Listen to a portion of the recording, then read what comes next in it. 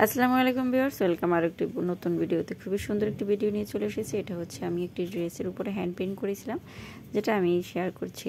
প্রথমে আমি ড্রেসের উপরে পেন্সিল দিয়ে এঁকে নিয়েছি এবং দেন হচ্ছে আমি প্রথমেই হচ্ছে সাদা কালারটা দিয়ে নেব। এটা হচ্ছে আপনারা যে কৌটায় ছোট করে যে রঙগুলো পাওয়া যায় ওগুলো কিনে নিতে পারেন, রেডি রঙ যেগুলোকে বলে। আর না হলে আপনারা হচ্ছে হোয়াইট পেস্ট ইউজ করতে পারেন। আমি এখানে শুধু হোয়াইট পেস্ট ইউজ করে সাদা কালারটা করে নিয়েছি। তার উপরে পিঙ্ক দেবো। পিঙ্কের সাথে আমি আবার হচ্ছে একটু সাদার মিশ্রণ দিব এবং একটি হালকা হালকা কালার চলে আসবে। দেন আমি একটু লাল কালার দিব। লাল ঠিক না, এটাকে হচ্ছে পিঙ্কের মতো গাঢ় পিঙ্ক যেটাকে বলে। তো এভাবেই আমি কমপ্লিট করে নিব ডিজাইনটি। খুবই সুন্দর একটি পাতা আমি খুবই সুন্দর একটি ফুল কমপ্লিট করে ফেললাম। আর এ হচ্ছে যে ফুলের বোটাগুলো দিয়েছি আর হচ্ছে পদ্ম এঁকেছি আমি এখানে সুন্দর করে। খুবই অল্প সময় ড্রেসগুলো কমপ্লিট করা সম্ভব। হ্যান্ড পেইন্টের ড্রেস খুবই সময় কম লাগে আর খুবই দারুণ হয় দেখতে। এখানে আমি সাদা কালার দিয়ে করে নিয়েছি সবগুলো ফুলে। আমি ফার্স্ট টাইম সাদা দিয়েছি, দেন আমি পরবর্তীতে আপনারা যে কালার দিতে চান সেটা দিতে পারবেন। আমি একইভাবে সাদাটা দিয়ে তারপর হচ্ছে পিঙ্ক কালার বা সবুজ কালার যে কোনো কালারগুলো এখানে যতগুলো কালার ইউজ করছি সব সেম একইভাবে ইউজ করেছি।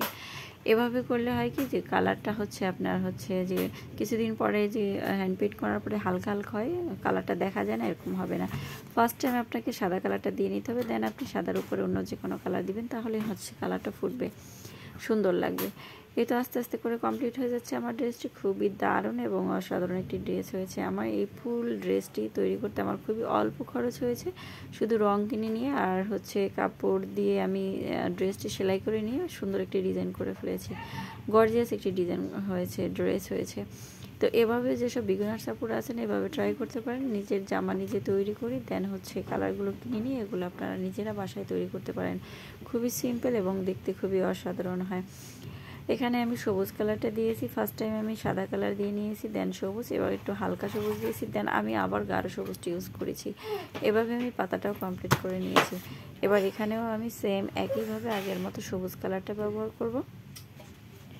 আর এখানে আমি হচ্ছে তুলি ব্যবহার করেছি, একদম 0 সাইজের তুলিটি। এই 0 সাইজের তুলি নিলে হচ্ছে কি হয়, খুবই সুন্দর হয়, কাজ করতে খুবই ভালো হয়। আর এটা হচ্ছে কালারটা বারবার আপনি যে মার্ক লাইনটা করে নেবেন, যে ফুলটা বা যে পাতাটা করতে চাচ্ছেন সেটার বাহিরে চলে যাবে না।